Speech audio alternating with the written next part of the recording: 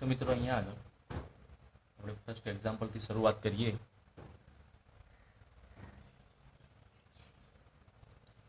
તો આપણું એક્ઝામ્પલ જે છે એ જરા તમે અહીંયા રીડ કરી દેજો। I won't spend time in reading so. તો ઓબ્વિયસલી તમે બુક બાજુમાં રાખીને જરા જોશો આને કે મારે અંગ્રેજી ગુજરાતીમાં બંને વાર રીડ ના કરવું પડે। તો આ જે ફર્સ્ટ એક્ઝામ્પલ છે એમાં કહેલું છે કે ભાઈ કોપરનો વાયર છે એનો ક્રોસ સેક્શનલ એરિયા આપણને અહીંયા આપેલો છે કે ક્રોસ સેક્શનલ એરિયા અહીંયા આગળ આપેલો છે અને એના અંદર કરંટ 1.5 એમ્પિયરનો ફ્લો થાય છે।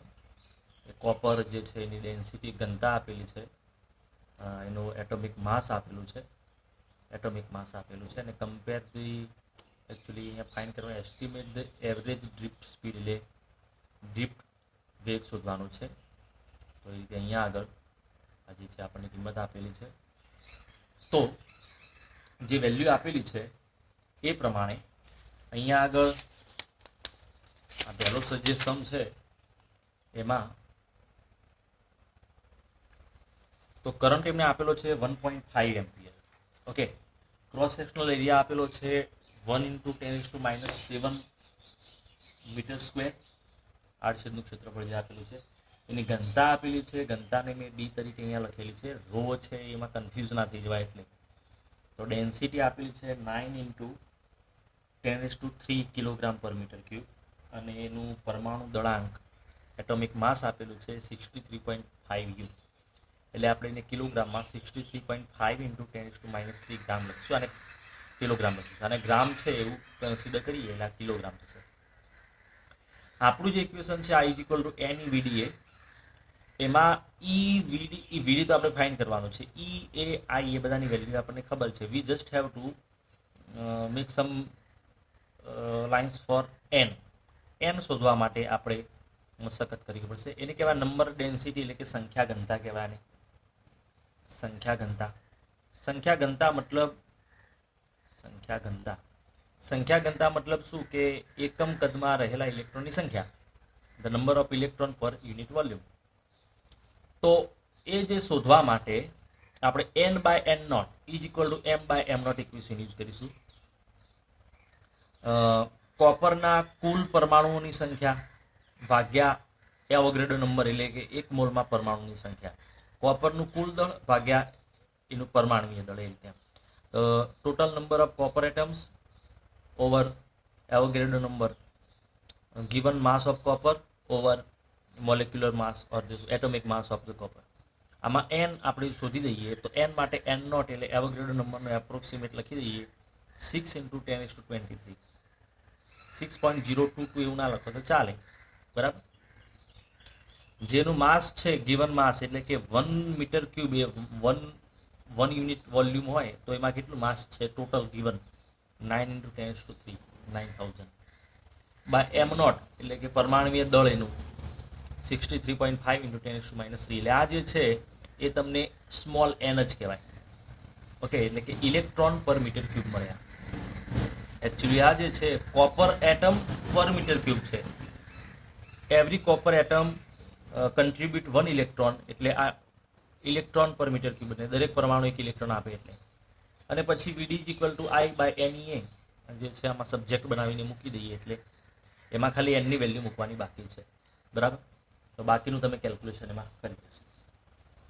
સેકન્ડ પાર્ટ જે એમાં છે એમાં એવું કહેલું છે, જરા તમે હોલ્ડ કરીને જોઈ લેજો કે આ રીતે અહીંયા કહેલું છે કે ઉપરોક્ત મળેલ ડ્રિફ્ટ ઝડપને સામાન્ય તાપમાને કોપર પરમાણુની ઉષ્મીય ઝડપ સુવાહકમાં ડ્રિફ્ટ ઝડપ માટે જવાબદાર છે તે વિદ્યુત ક્ષેત્રની પ્રસરણની ઝડપ સાથે સરખામણી કરો। મતલબ એમને કહેલું છે કે ભાઈ compare with thermal speed of copper atoms at ordinary temperature.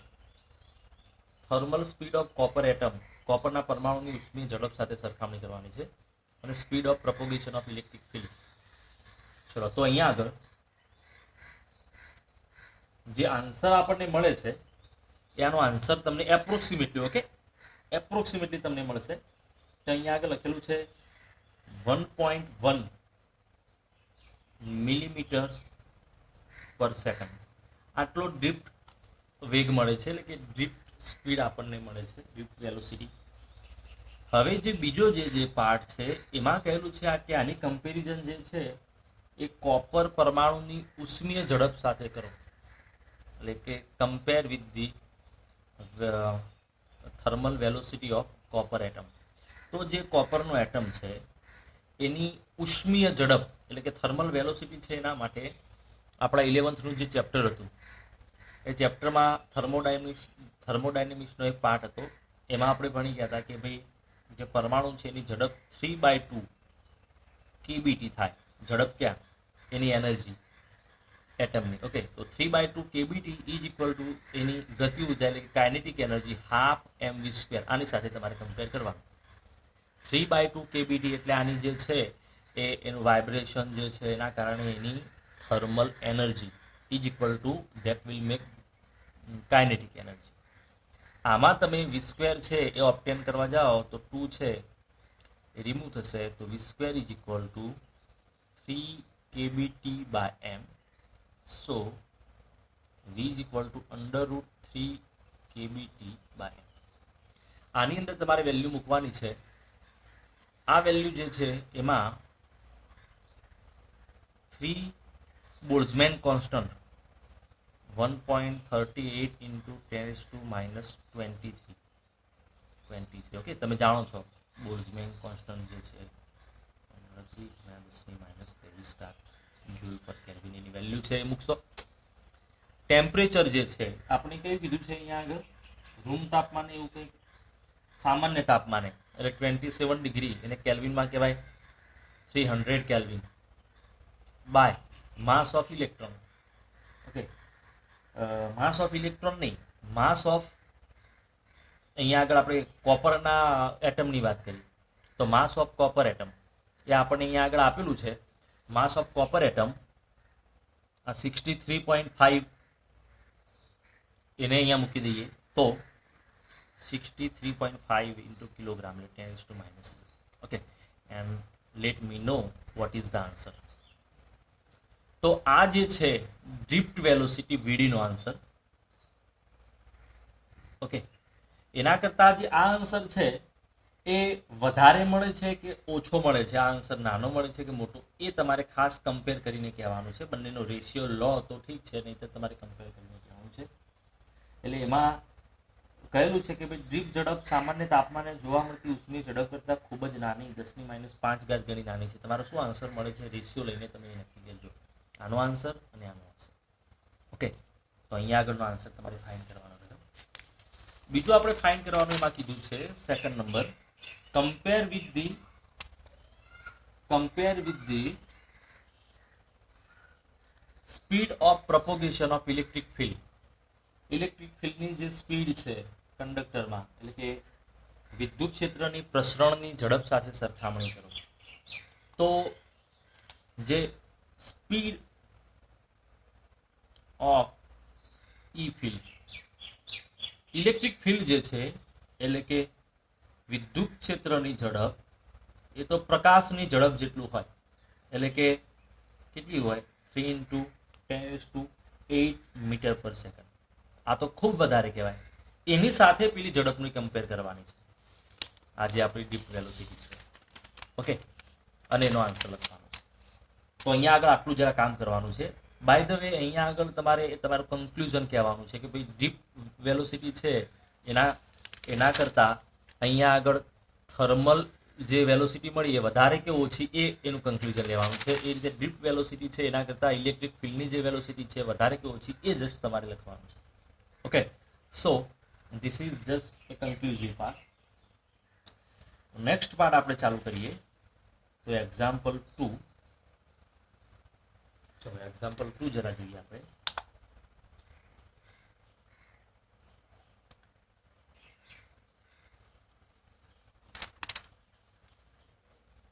Example 2 તો ટ્રાય યોર સેલ્ફ ટાઈપનો છે, મતલબ કે એની અંદર આન્સર આપવાના છે આપણે. ચલો તો જરા એમાં સમજી લઈએ.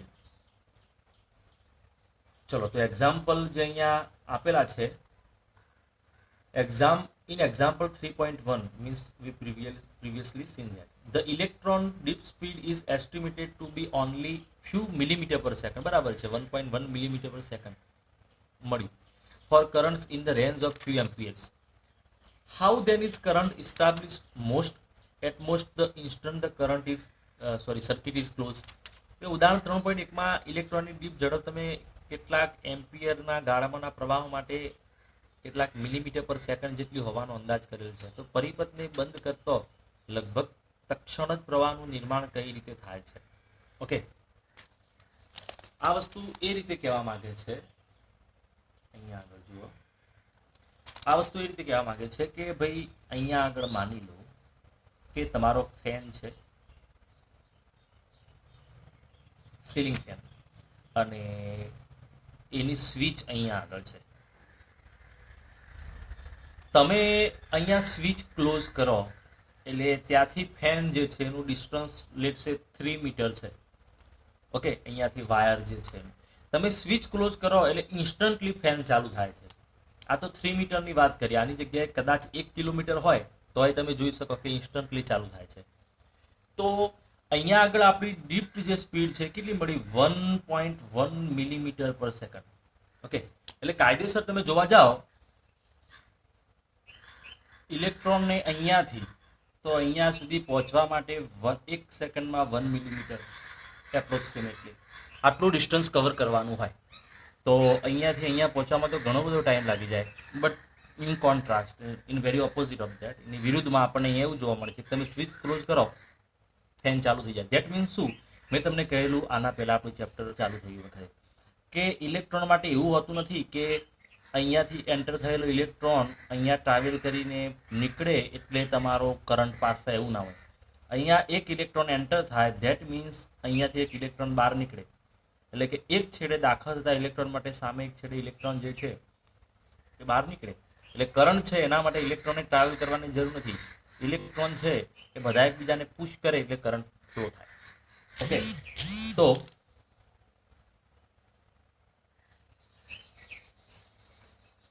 એ રીતે આપણે આગળ જોઈએ.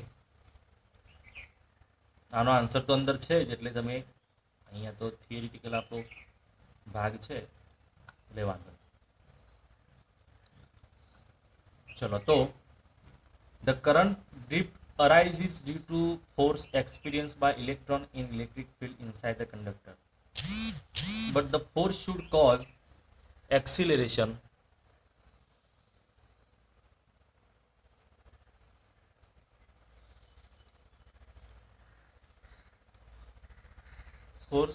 experienced by electron in the electric field inside the conductor, but the force should cause acceleration. Why then do electrons acquire steady average drift speed? એટલે કે ઇલેક્ટ્રોનની ડ્રિફ્ટ એ વાહકમાં પ્રવર્તતા વિદ્યુત ક્ષેત્રને કારણે અનુભવાતા બળને કારણે ઉદ્ભવે છે. આ બળ તો પ્રવેગ ઉત્પન્ન કરે છે, તો પછી ઇલેક્ટ્રોન અચળ સરેરાશ ડ્રિફ્ટ ઝડપ પ્રાપ્ત કરે છે કેમ? આ એમ કહેવા માંગે છે, સેકન્ડ જે પાર્ટ છે કે જ્યારે ફોર્સ એક્ઝર્ટ થાય કે બળ લાગે, so when force exerts, electron obtain acceleration because always F is equal to ma. So when force exerts on electron, it obtains acceleration. Then why we discuss steady drift speed instead of acceleration?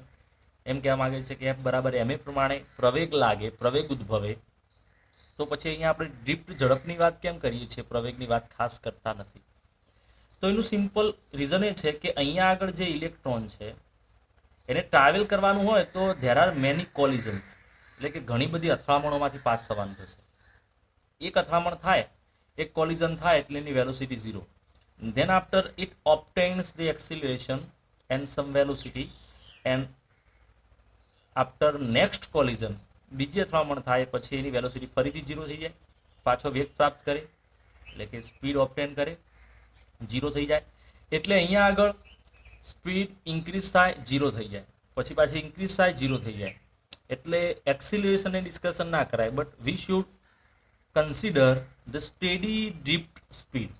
Okay, એ બધું જ આ અથડામણને બધું આપણે ધ્યાનમાં લઈને એની drift velocity છે એને કન્સિડર કરી શકીએ.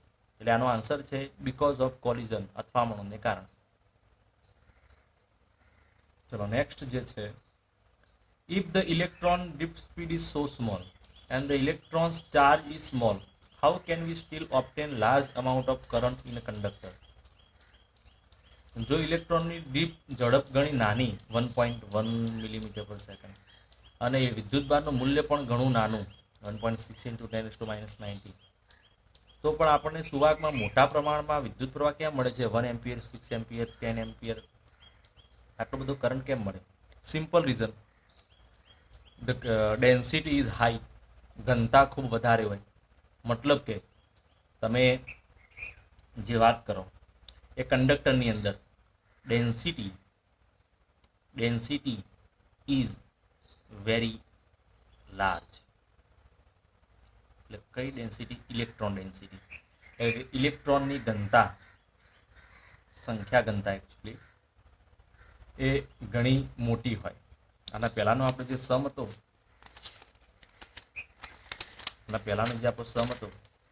આની અંદર n છે એની વેલ્યુ કેટલી મળે છે તમે ફાઇન્ડ કરશો એટલે ખબર પડે. જે n ની વેલ્યુ છે એમાં 10⁻23 એટલે કે 10⁻23 કરતાં વધારે મળે. એટલે કે 1 મીટર ક્યુબમાં ઘણા બધા ઇલેક્ટ્રોન. એટલે ભલે ડ્રિફ્ટ વેલોસિટી ઓછી રહી, ભલે એનો વિદ્યુતભાર ઓછો રહ્યો, પણ એની સંખ્યા વધારે હોય એટલે વધારે કરંટ મળશે. ઓકે, સો આનો આન્સર છે ધ લાર્જ નંબર ડેન્સિટી. ચલો નેક્સ્ટ જોઈએ આપણે.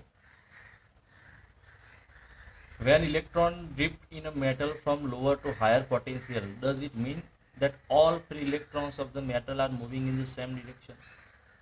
એટલે કે ધાતુમાં ઇલેક્ટ્રોન જ્યારે ઊંચા સ્થિતિમાન નીચેથી ઊંચા સ્થિતિમાન તરફ ડ્રિફ્ટ થાય છે તો એનો અર્થ એવો થયો કે ધાતુમાં બધા જ મુક્ત ઇલેક્ટ્રોન એક જ દિશામાં ગતિ કરે છે. તો એનો મિનિંગ એવું ના થાય કે બધા ઇલેક્ટ્રોન એક જ ડિરેક્શનમાં જતા હોય. હા, પણ એનો જે રિઝલ્ટન્ટ જે છે, રિઝલ્ટન્ટ મુવમેન્ટ એટલે કે પરિણામી ગતિ એક દિશામાં થતી હોય. અહીંયાના આ કેટલાક ઇલેક્ટ્રોન છે, બધાને આ બાજુ જવાનું છે ઊંચા સ્થિતિમાન તરફ, એટલે કે પ્લસ બાજુ જવાનું છે એવું વિચાર. તો જે ઇલેક્ટ્રોન છે એ બધા આ જે ઇલેક્ટ્રોન છે એ આ રીતે અથડાતો આ રીતે પણ આ બાજુ ખસે. આ ઇલેક્ટ્રોન છે એ આ રીતે અથડાતો પણ મૂળ આ બાજુ ખસે. એટલે એમની મુવમેન્ટ જે છે આફ્ટર ઓલ કઈ બાજુ જશે? પ્લસ બાજુ. એટલે એવું ના થાય કે બધા જ પ્લસ બાજુ જાય, એ બધા કોલાઇડ થતા જે છે એ પ્લસ બાજુ જશે. ઓકે, સો નો, આનો આન્સર થશે નો. ઓકે, કોલિઝન જે છે એ રેન્ડમ હોય. ચલો નેક્સ્ટ આપણે જોઈએ. Are the paths of electron straight lines between successive collision? Are the paths of electrons straight lines between successive collision with positive ions of the metal in the absence of electric field, presence of electric field? એટલે એવું કહેવા માંગે છે, શું બે ક્રમિક ધન આયનો સાથેની અથડામણ વચ્ચે ઇલેક્ટ્રોનનો પથ જે છે વિદ્યુત ક્ષેત્રની ગેરહાજરીમાં, વિદ્યુત ક્ષેત્રની હાજરીમાં સુરેખ હશે? તો જ્યારે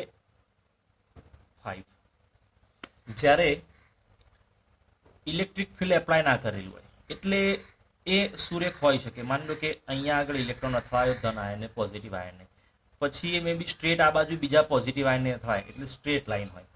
પછી અહીંયા આગળ બીજા પોઝિટિવ આયનને અથડાય ત્યાં સુધી સ્ટ્રેટ લાઈન હોય. પણ જ્યારે તમે ઇલેક્ટ્રિક ફિલ્ડ એના ઉપર એપ્લાય કરો એ વખતે શું થાય? આ બાજુ ઇલેક્ટ્રોન છે તો આ બાજુ વળીને આ બાજુ આવશે, આ વળે કર્વ લાઈન હોય, કારણ કે એને આ બાજુ ફોર્સ લાગે છે, F = QE, એટલે એ કર્વ લાઈન હોય. પણ જ્યારે E જે છે ઇલેક્ટ્રિક ફિલ્ડ એબસેન્ટ હોય એટલે સ્ટ્રેટ લાઈન હોય. પણ ઇલેક્ટ્રિક ફિલ્ડ જ્યારે એપ્લાય કરેલું હોય એ વખતે એ કર્વ લાઈન હોય, એટલે કે વક્ર માર્ગ હોય. કેમ? કારણ કે એના ઉપર F = QE ફોર્સ લાગે છે એટલે. ચલો તો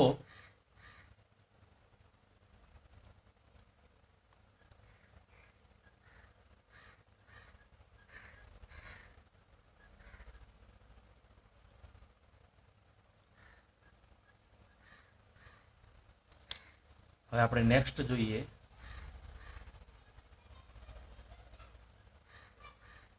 example 3.3.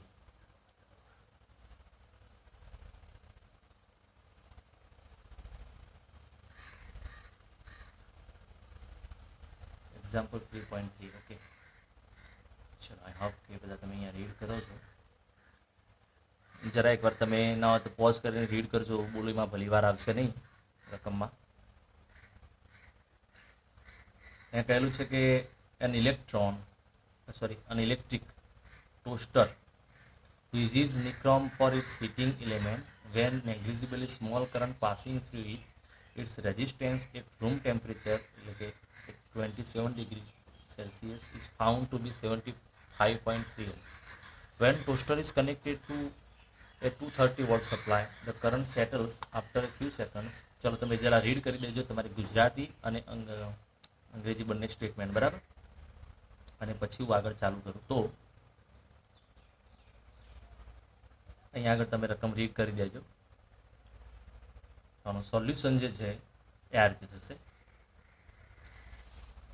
Example number 3. Electric toaster જે છે એમાં જ્યારે રૂમ ટેમ્પરેચરે તમે વાત કરો, મીન્સ કે જ્યારે કરંટ લગભગ ના ફ્લો થતો હોય એ વખતે વાત કરો, એટલે એટ રૂમ ટેમ્પરેચર એટલે કે ઓરડાના તાપમાને એ વખતે તમે વાત કરો તો 27 ડિગ્રી છે. એ વખતે ટી નોટ આપણું સંદર્ભ તાપમાન રેફરન્સ ટેમ્પરેચર 27 ડિગ્રી સેલ્સિયસ છે. અને એ વખતે આર નોટ ઇનિશિયલ રેઝિસ્ટન્સ કેટલો છે 75.3 ઓમ છે, એવું તમને કહેલું છે. ઓકે ઓકે, પછી બીજી વસ્તુ લખવાની છે જ્યારે તમે સપ્લાય સાથે કનેક્ટ કરો. ઓકે, એટલે 23 volt V is equal to 230 volt સાથે કનેક્ટ કરો એ વખતે કરંટ ફ્લો થાય છે I is equal to 2.68 ampere, બરાબર? અને એ વખતે કરંટ ફ્લો થાય એટલે જે નિક્રોમનો જે વાયર છે આપણો રેઝિસ્ટિવ વાયર એ ગરમ થશે એટલે એનો રેઝિસ્ટન્સ ચેન્જ થશે. ઓકે, તો એ જે ટેમ્પરેચર જે છે એ ફાઇન કરવાનું છે, એટલે કે કેટલું ટેમ્પરેચર છે ફાઇન કરવાનું છે. એટલે first of all R is equal to V by I, એટલે રેઝિસ્ટન્સ જે છે કેટલો થશે, ગરમ થશે ને નવો રેઝિસ્ટન્સ વધશે, એટલે 230 બાય 2.68. આ જે છે એનો આન્સર છે 85.8. તમારો જે પણ આવે ઓકે ચૂઝ કરજો, જરૂર નથી કે આ જ આવે, વેલ્યુ થોડી આગી પાછી હોય ચાલે. ઓકે, તો આટલો રેઝિસ્ટન્સ થયો, મતલબ આ જે છે આરની વેલ્યુ આપણને મળી. તો આપણું ઇક્વેશન છે એમાં મૂકી દઈએ R is equal to R naught 1 plus alpha T minus T naught. આની અંદર ન્યૂ રેઝિસ્ટન્સ કેટલો મળ્યો તો 85.8 દેસાઈ. રેફરન્સ ટેમ્પરેચર રેઝિસ્ટન્સ કેટલો હતો 75.3. 1 પ્લસ આલ્ફા છે એની વેલ્યુ તમને આપેલી છે 1.7 ઇન્ટુ 10⁻⁴. ઓકે, ટી એટલે ટેમ્પરેચર, ન્યૂ ટેમ્પરેચર જે છે કેટલું રાઇઝ થશે એ ફાઇન કરવાનું છે. T naught reference temperature 27. આ જે છે એમાં તમારે ટી ફાઇન કરવાનું છે, ધેટ્સ ઇટ, બરાબર છે? તો અહીંયા આગળ જે છે એ નેક્સ્ટ આવું થશે. આ જે છે એને ડિવિઝનમાં લાવો તો 85.8 by 75.3 is equal to 1 plus આલ્ફાની જે વેલ્યુ છે 1.7 ઇન્ટુ 10⁻⁷ ટી માઇનસ 27, બરાબર? ચલો આ જે વેલ્યુ છે એનું જરા સોલ્યુશન આપણે કરી દઈએ તો ચલો એ આપણને મળે છે 1.139 is equal to 1 plus -4 T minus 27. Okay, 1 છે સબસ્ટ્રેક્ટ થાય તો 1.139 is equal two 1.7 10⁻⁴ T minus 27. આ જે છે એને ડિવિઝનમાં લાવો બાય 1.7 10⁻⁴ ટી માઇનસ 27. તો અહીંયા આગળ 0.139 by 1.7, 0.0817 into 10⁴. So 1 2 3 4 is equal to t minus 27. So t is equal to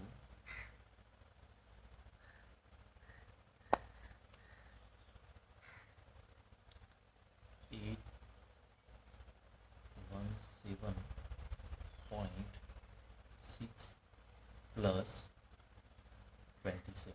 okay, તો આ છે 844.6 ડિગ્રી સેલ્સિયસ. ચલો, તો આટલો આન્સર આપણો થયો. ચલો, તો સ્લાઇડ વેરિએશન આવશે. સ્લાઇડ વેરિએશન જે છે, આ વેલ્યુ જે છે એ શાર્પલી તમે ચૂઝ કરો તો એ પ્રમાણે વેરિએશન બદલાય. પણ આ જે છે એના લાસ્ટ ફિગરમાં થોડું ડિફરન્સ રહેશે. અહીંયાની વેલ્યુ તમે ચેન્જ કરો તો. સો અહીંયા આગળ આપણો પ્રોબ્લેમ સોલ્વ થઈ ગયો. જે મેઇન વસ્તુ છે પહેલાં રેફરન્સ ટેમ્પરેચર, જ્યારે તમે કરંટ પાસ કરો એ વખતે જે તમારો નિક્રોમનો વાયર છે એનું ટેમ્પરેચર રાઇઝ થશે, એટલે કે વધશે તાપમાન, તો નવો રેઝિસ્ટન્સ છે કેટલો થશે એ ફાઇન્ડ કરી દો, વેલ્યુ મૂકી દો એટલે થઈ જશે. ચલો, તો નેક્સ્ટ એક્ઝામ્પલ જે છે એ છે આપણું 3.4માં જોઈએ. ચલો, તો નેક્સ્ટ એક્ઝામ્પલ જરા તમે રીડ કરી દો.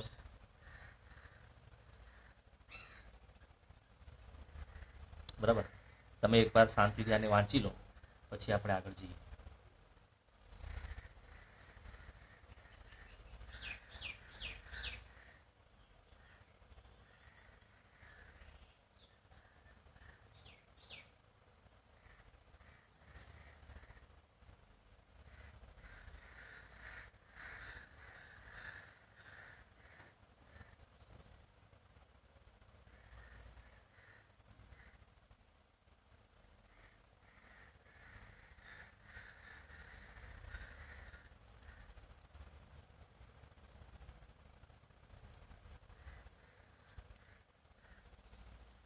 ચલો, ક્લિયર. તો તમે અહીંયા હોલ્ડ કરીને તમારી રકમ જે છે એ પૂરી કરી દેજો. હું અહીંયા સોલ્યુશન પર જાઉં તો અહીંયા કહેલું છે કે ભાઈ 3.4 એક્ઝામ્પલમાં પ્લેટિનમ અવરોધ તારના થર્મોમીટરમાં રહેલા પ્લેટિનમ તારનો અવરોધ બરફના તાપમાને 5 ઓહ્મ છે. Okay, at ice point the resistance of platinum wire of the platinum resistance thermometer is the ice point is 5 ohm. અને એક સ્ટીમ પોઈન્ટ એટલે કે વરાળના તાપમાને 5.3 ઓહ્મ છે. when the thermometer is inserted in a hot bath the resistance of the platinum wire is 5.75 ohm. ચલો, તો પહેલા તમને સમજાવી દઉં કે બરફના તાપમાને એટલે કે when T0 એટલે કે આપણું રેફરન્સ ટેમ્પરેચર 0 ડિગ્રી સેલ્સિયસ હોય બરફના તાપમાને, એ વખતે એનો રેઝિસ્ટન્સ જે છે R0 એ કેટલો હોય? 5 ઓહ્મ. બરાબર છે. જ્યારે T is equal two steam temperature એટલે કે વરાળના તાપમાને એટલે કે 100 ડિગ્રી સેલ્સિયસ હોય એ વખતે એનો રેઝિસ્ટન્સ છે 5.23 ઓહ્મ. એ વખતે રેઝિસ્ટન્સ. બરાબર. તો જ્યારે આનો રેઝિસ્ટન્સ એ 5.795 ઓહ્મ થાય એ વખતે ટેમ્પરેચર કેટલું હોય એ જરા ફાઇન્ડ કરવું છે. સો બે રીતે આનું કેલ્ક્યુલેશન થાય.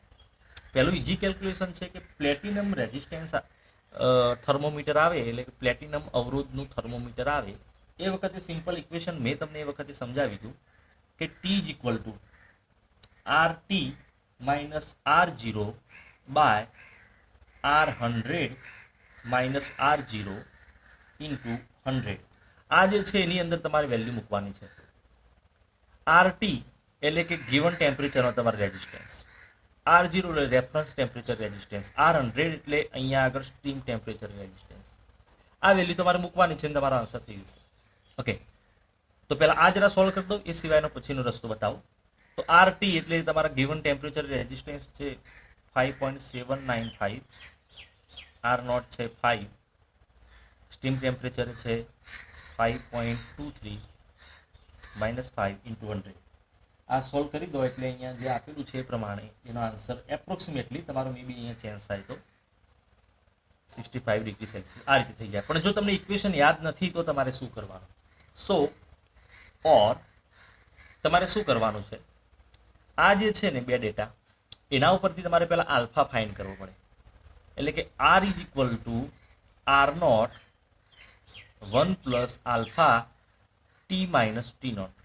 આ ઇક્વેશનમાં તમે વેલ્યુ મૂકશો એટલે અહીંયા આગળ જુઓ R કેટલું લેવાનું છે, તો અહીંયા આગળ જો R કેટલું લેવાનું છે, તો R જે છે ને આ લેવાનું છે અહીંયા આગળ કેટલો, આ ડેટાને હાલ નહીં જોવાના, ઉપરના બે ડેટાને જોવાનું છે. તો જે R છે 5.23, R0 છે કેટલો લેવાનો 5, 1 + આલ્ફા T છે ટેમ્પરેચર કેટલું 100 - T0 એટલે 0 મૂકવાની જરૂર નથી. આ તમે કરી દેશો એટલે આલ્ફા તમને મળી જશે. ઓકે, આલ્ફા મળી જાય પછી તમારે શું કરવાનું છે, હવે આ 100 વાળો નહીં લેવાનો, આ બંને ડેટા જે છે લેવાનો. એટલે ફરીથી then R = R0 1 + alpha T - T0 ફરીથી ઇક્વેશન મૂકવાનું. આ વખતે તમારો રેઝિસ્ટન્સ કેટલો છે 5.795, R0 છે 5, 1 + આલ્ફાની વેલ્યુ તમે ફાઇન્ડ કરેલી હશે. ઓકે, ટી તમારે ફાઇન્ડ કરવાના છે, T0 તો 0 છે, બરાબર. એટલે એકવાર આ બંને ડેટામાંથી પહેલા આલ્ફા મળી જાય, આ ઉપરના બે ડેટામાંથી આલ્ફા મળી જાય પછી આ બંને ડેટામાંથી તમને ટી ટેમ્પરેચર મળી જશે. પણ તમારે રેફરન્સ ટેમ્પરેચર છે એ તો આટલું રાખવાનું જ. ઓકે, આ ડેટા બદલવાનો નહીં, T0 અને R0 આ રીતે પણ સોલ્વ કરી શકાય. Okay, so I leave it to you. ચલો નેક્સ્ટ જે છે આપણે જોઈએ એક્ઝામ્પલ 3.5.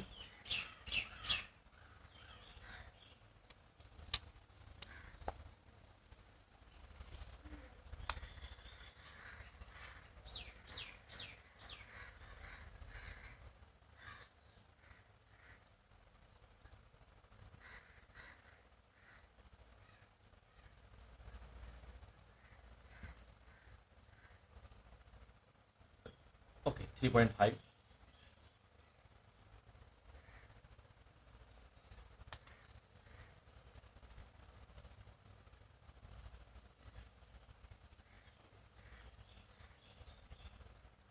ચલો તો અહીંયા આગળ તમે જરા એકવાર રીડ કરી દો પછી આપણે આગળ જઈએ.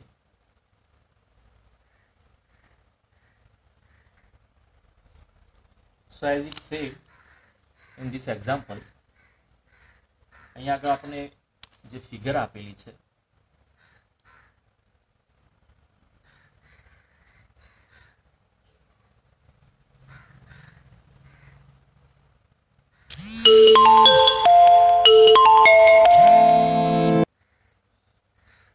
તો એ પ્રમાણે અહીંયા આગળ હું ડેટા લઈ લઉં છું.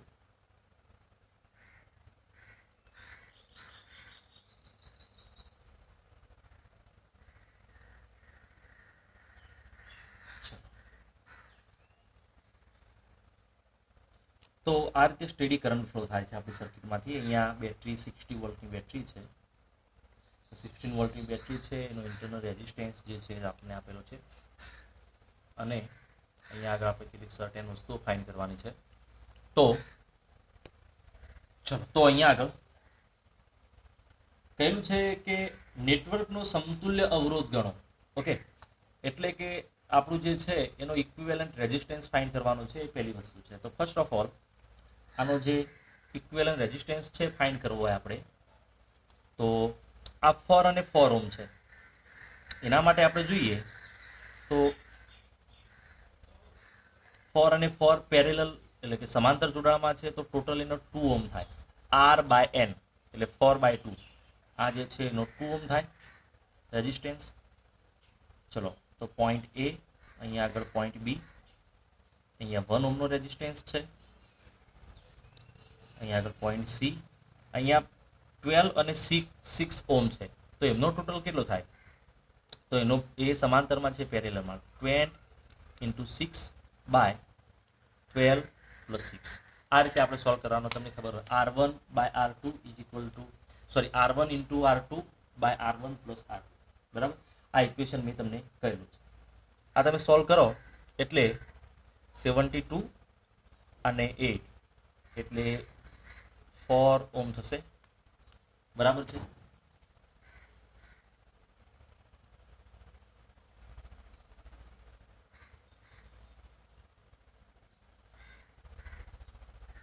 એને મૂકી દો, એને અહીંયા મૂકી દો તો એ 4 ઓમ થઈ જશે. Point D.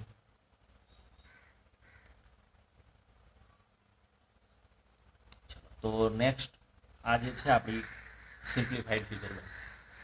નેક્સ્ટ જે છે આ અહીંયા છે 1 ઓમ. ઓકે, આ બધા સિરીઝમાં છે. તો અહીંયા 2 ઓમ પ્લસ 1 ઓમ, 3 ઓમ પ્લસ 4 ઓમ, 7 ઓમ પ્લસ 1 ઓમ એટલે 8 ઓમ. તો ટોટલ જે છે એ 8 ઓમનો ઇક્વિવેલન્ટ રેઝિસ્ટન્સ થઈ જશે. આર ઇક્વિવેલન્ટ 8 ઓમ. ચલો આ જે છે એને પણ ઇન્ક્લુડ કરવાનો, એટલે 2, 1, 3, 7 ને 1, 8, બરાબર. એટલે આપણો પહેલો આન્સર થઈ ગયો ઇક્વિવેલન્ટ રેઝિસ્ટન્સ 8 ઓમ, બરાબર. ચલો બી, હવે શું ફાઇન્ડ કરવાનું છે આગળ જોઈએ. તો અહીંયા આગળ આપણને જે કહ્યું છે એમાં નેક્સ્ટ જે પાર્ટ છે, દરેક અવરોધમાંથી વહેતો પ્રવાહ મેળવો. દરેક અવરોધમાંથી વહેતો પ્રવાહ મેળવો. ચલો દરેકમાંથી ફ્લો થતો કરંટ મેળવવાનો છે, એ પણ ઈઝી પાર્ટ છે. તો ફર્સ્ટ ઓફ ઓલ આખી સર્કિટમાં કેટલો કરંટ ફ્લો થાય તમારે ફાઇન્ડ કરવું પડે. ઓલવેઝ તમારે હંમેશા આખી સર્કિટ માટે વેલ્યુ ફાઇન્ડ કરવી પડે.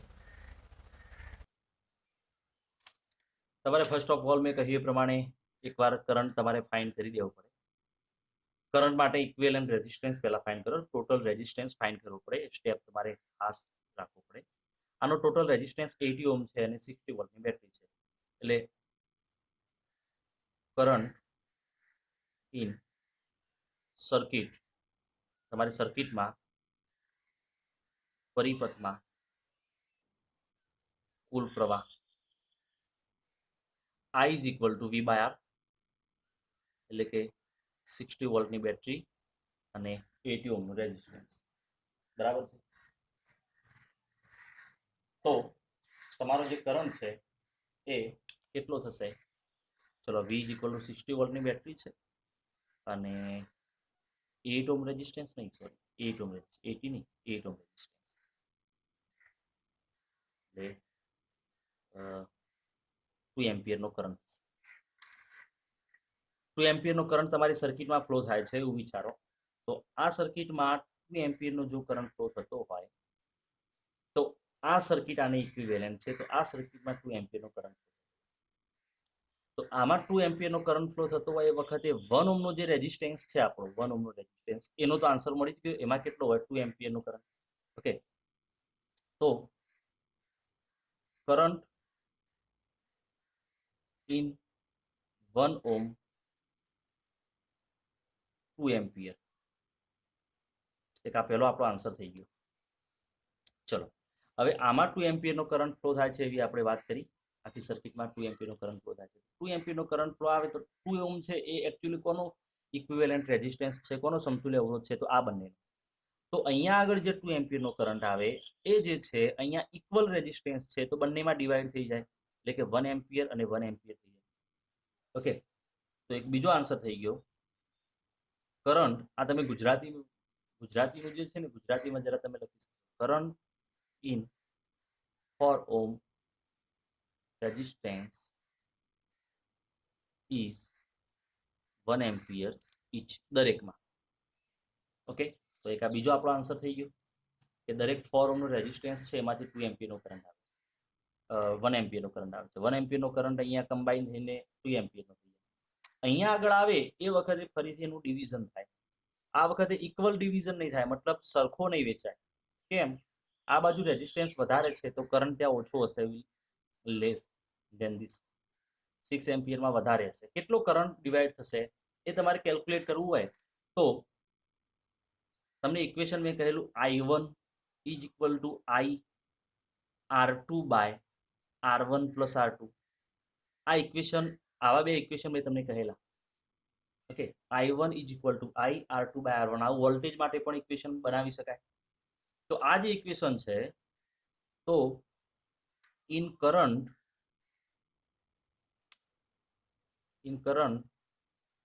of resistance 12 ઓહ્મ, 12 ઓહ્મના આપણે કરંટ ફાઇન્ડ કરીએ. તો એની અંદર આ 12 ઓહ્મમાં કરંટ ફાઇન્ડ કરવો હોય તો શું કરવાનું? આ જે છે એને આમાં તમારે કરંટ ફાઇન્ડ કરવો હોય તો R1 કહેવાય, R2 કહેવાય. જેમાં ફાઇન્ડ કરવો હોય આમાં કરંટ I1 ફાઇન્ડ કરવો છે તો R1 કહેવાય, સામેનો રેઝિસ્ટન્સ R2 કહેવાય. એ રીતે વેલ્યુ મૂકવાની. તો I is equal two total current તમારે મૂકવાનો. અહીંયા આગળ ટોટલ કરંટ કેટલો છે? 2 એમ્પિયરનો આવે છે. R2 એટલે સામેનો resistance 6 by R1 plus R2. લખવાની જરૂર નથી R1 R2 કોને કહેવાય, જસ્ટ રીતે વેલ્યુ મૂકવાની છે. તો 2, ઓકે, ચલો તો આ જે છે 6 બાય 9 એટલે 2/3 એમ્પિયર થઈ જશે. ચલો ક્લિયર. તો આ કરંટ 2/3 એમ્પિયર થઈ ગયો. એક આન્સર આપણો. Current in resistance R12 is 2/3 ampere. ચલો તો હવે આ નીચેનામાંથી કેટલો જાય? તો ફરીથી ઇક્વેશન મૂકવા તો ઠીક છે, ના મૂકવું હોય તો 2 એમ્પિયર જે આવતો તો એમાંથી 2/3 ઉપર જાય તો નીચેનામાં કેટલો થાય? સબસ્ટ્રેક્ટ કરી દેવાનું, બાદબાકી.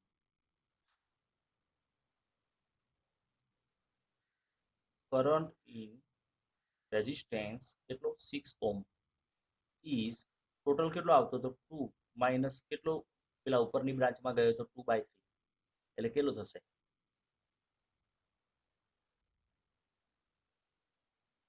4/3.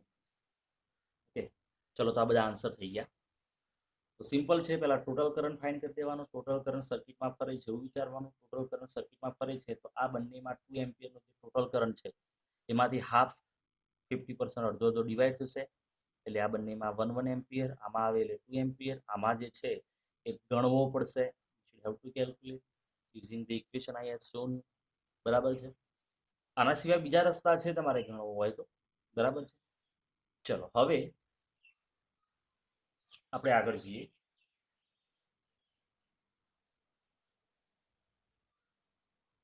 શું ફાઇન્ડ કરવાનું કીધું છે નેક્સ્ટ? VAB, VBC અને VCB વોલ્ટેજ ડ્રોપ. એટલે VAB આ બંને વચ્ચેનો વોલ્ટેજ ડ્રોપ, આ બંને વચ્ચેનો વોલ્ટેજ ડ્રોપ અને આ બંને વચ્ચે. તો જે આન્સર આપણે સી માં ફાઇન્ડ કરવાનો છે એના માટે VAB એટલે A અને B વચ્ચેનો વોલ્ટેજ ડ્રોપ, આ બંનેનો વોલ્ટેજ ડ્રોપ એટલે સિમ્પલ આપણે શું કરીશું? IR. તો આમાં કરંટ કેટલો છે આમાં ના ખબર પડે તો આમાં જુઓ. ચલો VAB એટલે કે આ પોઈન્ટ A અને B, આમાં કરંટ કેટલો છે? તો આમાં 2 એમ્પિયર નો કરંટ જાય છે ને ટોટલ. તો 2 એમ્પિયર નો કરંટ જાય છે તો 2 ઇન્ટુ રેઝિસ્ટન્સ કેટલો છે? 2 એટલે 4 વોલ્ટ. ચલો તો એ રીતે VBC, ચલો VBC એટલે આ બંને IR, તો આમાં કરંટ કેટલો છે? 2 એમ્પિયર અને રેઝિસ્ટન્સ કેટલો છે? 2 વોલ્ટ. અને રીતે VCD તો અહીંયા આગળ IR પ્રમાણે કેલ્ક્યુલેશન કરીએ તો કરંટ છે 2 એમ્પિયર. ટોટલ આમાં ડિવાઈડ થાય છે નહીં જોવાનું, સીધું આમાં જ જોવાનું. 2 અને અહીંયા આગળ રેઝિસ્ટન્સ કેટલો છે? 4 એટલે 8 વોલ્ટ. તમે જરા એડિશન કરશો તો તમને ખબર પડશે કે ભાઈ ટોટલ વોલ્ટેજ ડિવાઈડ થાય છે કે નહીં. ચલો 4 વોલ્ટ પ્લસ 2 વોલ્ટ એટલે 6 વોલ્ટ. 6 વોલ્ટ ને 8 વોલ્ટ એટલે 40 વોલ્ટ. 40 વોલ્ટ થયા. બેટરીના તો કેટલા હતા? 60 વોલ્ટ. તો બાકીના 2 વોલ્ટ ક્યાં ગયા? ઇન્ટરનલ રેઝિસ્ટન્સમાં ડ્રોપ. બરાબર છે. તો આ રીતે આપણે આનું કેલ્ક્યુલેશન કરી શકીએ. ઇન્ટરનલ રેઝિસ્ટન્સ માટે ફાઇન્ડ કરવાની જરૂર નથી. તો આ આપણે ચલો નેક્સ્ટ પાર્ટ આપણે જોઈએ.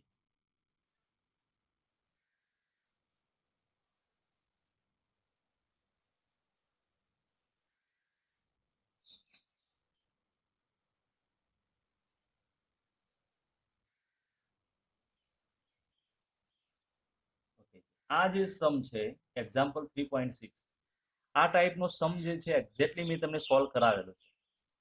એક્ઝામ્પલ 3.6 જે સોલ્વ કરાવેલો છે એ તમે જરા જાતે સોલ્વ કરવાનો ટ્રાય કરજો. 3.6 સોલ્વ, હું લખી દઉં અહીંયા સોલ્વ, એ સોલ્વ થઈ ગયેલો છે. તો 3.6 હું નહીં જઉં, પણ આમાં ખાલી વસ્તુ એવી કહેલી છે કે determine the equivalent resistance of the network, એટલે ટોટલ રેઝિસ્ટન્સ ફાઇન્ડ કરવાનો છે, and the current along each edge, એટલે કે દરેક ધારમાંથી કેટલો કરંટ પાસ થાય, દરેક બાજુમાંથી કેટલો પાસ થાય, એ પણ તમારે ફાઇન્ડ એમાં કરવાનું છે. તો અહીંયા આગળ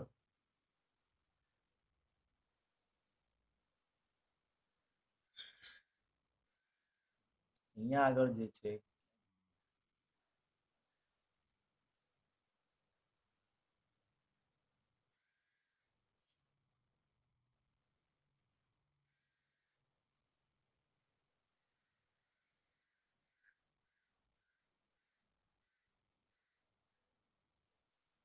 ચલો આ જે છે એની દરેક ધારમાં કેટલો પાસ થાય છે એ પણ તમારે ફાઇન્ડ કરવાનું છે, બરાબર. એટલે મેં સોલ્વ કરાવ્યું તે પ્રમાણે તમે જોઈ લેજો. ચલો એક કામ કરો, આપણે જરા ઉતાવળમાં એને એચટી બનાવીને જોઈ લઈએ. તો અહીંયા આગળ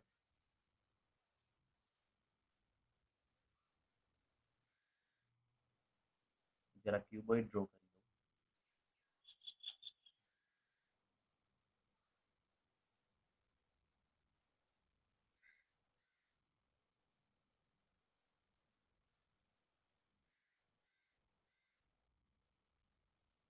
અહીંયા આગળ જે છે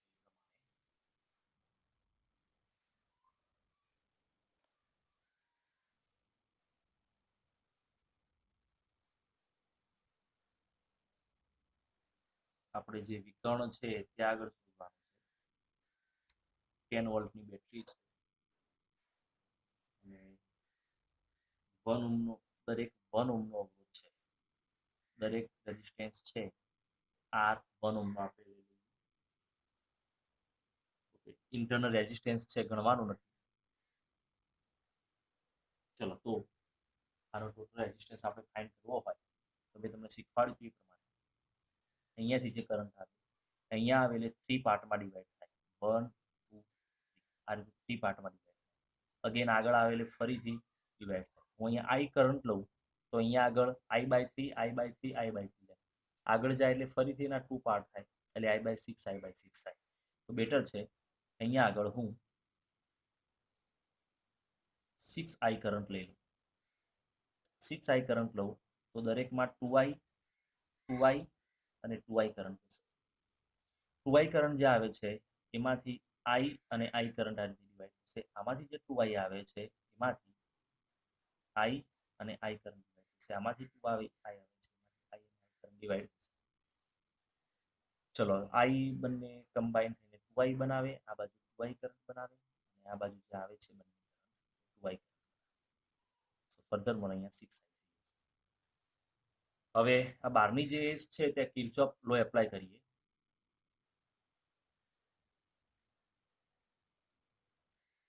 કિર્ચોફનો નિયમ લાગુ પાડતા એ રીતે તમારે લખી કિર્ચોફનો બીજો નિયમ લાગુ પાડતા. ચલો તો અહીંયાથી આપણે જર્ની સ્ટાર્ટ કરીએ. તો અહીંયા કરંટની ડિરેક્શનમાં જઈએ -I માઇનસ 2I R. ચલો અહીંયાથી આ બાજુમાં જઈએ કરંટની ડિરેક્શનમાં અગેન -IR. ચલો 2I હતા એટલે 2IR લખી, અહીંયા I છે એટલે IR, અહીંયા જાઓ એટલે -2IR.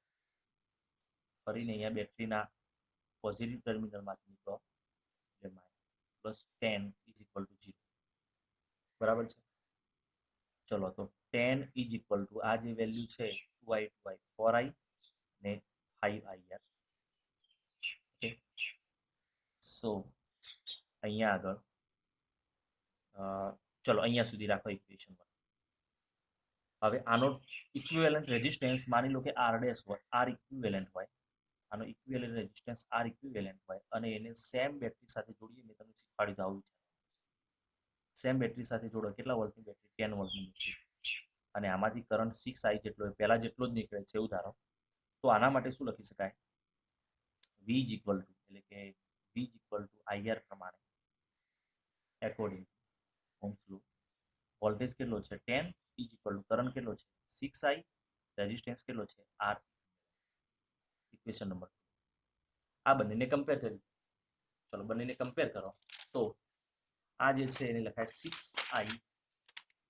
6i R equivalent is equal two આ જે છે એ 5i, i છે કેન્સલ થશે, તો R equivalent is equal two 5R/6.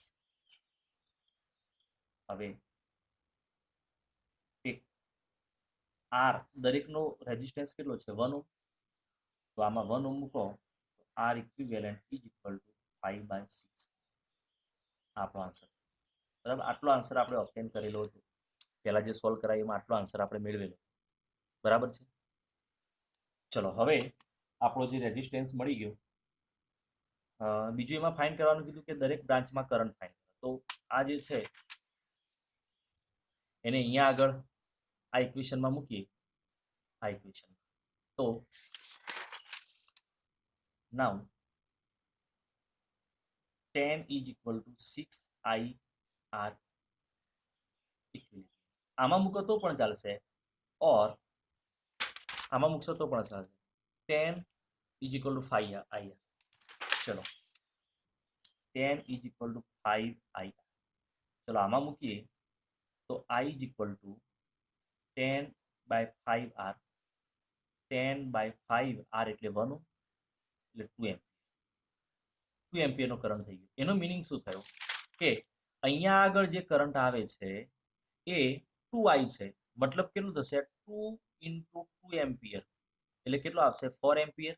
આ બ્રાન્ચમાં તમારે બ્રાન્ચનું નામ આપી દેવાનું છે કે ભાઈ ચલો એ બી બ્રાન્ચમાં 4 એમ્પિયર, બી સી બ્રાન્ચમાં કેટલો, તો એ તો i છે એટલે 2 એમ્પિયર, સી ડી બ્રાન્ચમાં કેટલો 4 એમ્પિયર. આ થઈ ગયો આન્સર, બહુ સિમ્પલ છે. ચલો તો આ રીતે આને સોલ્વ કરી શકાય. તમારે આ લખવાનું છે, તમારી બુકમાં બ્રાન્ચ આપેલી છે ને એ લખવાની. એકચ્યુઅલી તમારી બુકમાં જે બ્રાન્ચ આપેલી છે લખવાનું, અહીંયા એ બી બ્રાન્ચ, તો અહીંયા i છે, તમે આપણે જે કેલ્ક્યુલેશન કરીએ પ્રમાણે 2i છે એ લખશો એટલે આમાં કેટલો થઈ જશે 4 એમ્પિયર. આ જે છે એમાં 2 એમ્પિયર અને આ જે છે એમાં 4 એમ્પિયર, બરાબર. આનું કેલ્ક્યુલેશન છે એ મેટર નહીં કરે, આન્સર સેમ મળશે. ચલો તો આના પછી એક્ઝામ્પલ 3.7 જોઈએ. ચલો તો એક્ઝામ્પલ 3.7 છે એ તમે રીડ કરી દો. આકૃતિ 3.24 આપેલ દર્શાવેલ નેટવર્કમાં દરેક શાખામાંથી વહેતો પ્રવાહ. ઓકે, તો અહીંયા આગળ જે આપણને ફિગર આપેલી છે એમાં દરેક બ્રાન્ચમાંથી વહેતો પ્રવાહ determine the current in each branch of the network. ચલો તો અહીંયા આગળ જે છે, ચલો ફિગર જે છે એ તમને આ રીતે આપેલી છે. ચલો આ લેન્ધી સમ થશે કારણ કે અહીંયા આગળ આપણે કામ કરો, અહીંયા આગળ 1 અવરનો વિડીયો થઈ જશે એટલે આને આપણે રાખીએ. બાકીની ડિસ્કશન એક્ઝામ્પલ 3.7 નેક્સ્ટ વિડીયો.